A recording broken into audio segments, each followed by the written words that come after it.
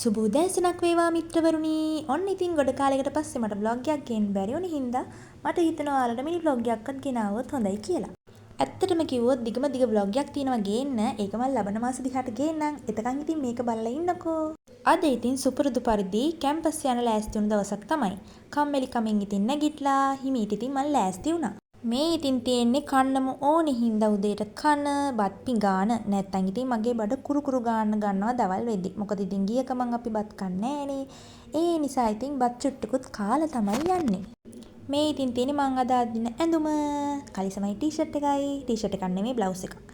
ඕකත් ඉතින් අයන් කරගෙන හිමීට ලෑස්ති වුණා. ඇත්තටම කිව්වොත් ළමයි උදේට ඇහැරිලා කැම්පස් යනවා තරම් කම්මැලිකමක් මට නම් තවත් නෑ. ඔයාලටත් එහෙමද? කොච්චර කොහොම ප්‍රොඩක්ටිව් විදිහට උදේ නැගිටලා යනවා කියලා හිතුවත් ඒක නම් ඉතින් මේ ආත්මේ වෙන දෙයක් නෙමෙයි. මන් දන්නේ උදේට ඇහැරෙද්දි නම් මට පුදුම කම්මැලිකමක් තමයි දැනෙන්නේ. හැබැයි ඉතින් නැගිටලා ලෑස්ති වුණාට පස්සේ ඒක ඇති හරියනවා.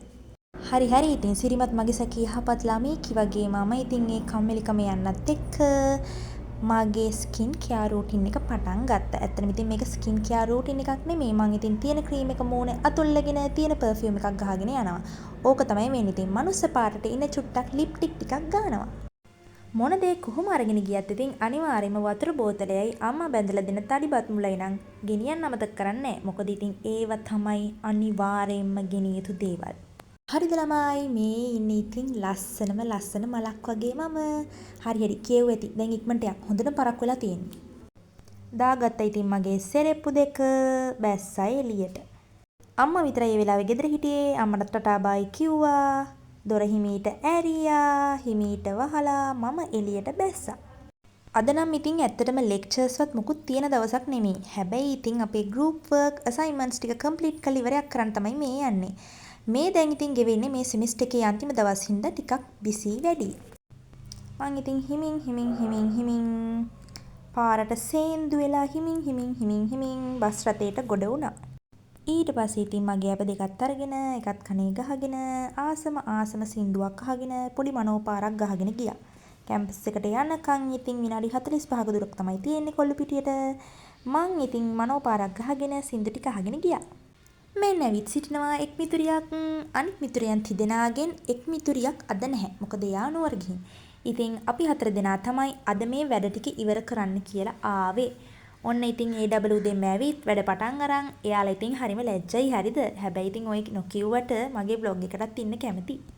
වැඩ නම් ඉතින් ගොඩාරියක් තියෙනවා. ඒ හින්දා අපි 4 දෙනා චුට්ට බෙදාගෙන ඒ වැඩ ටික ඉවර කරමුයි කියලා හිතුවා. ඒ අතරේ ඉතින් අපේ නුවර ගියපු මිතුරිය එයාගේ ඒ වෙදිත් පැත්තකට දාලා අපිට මේ දේවල් කරන්න උපදෙස් දුන්නා.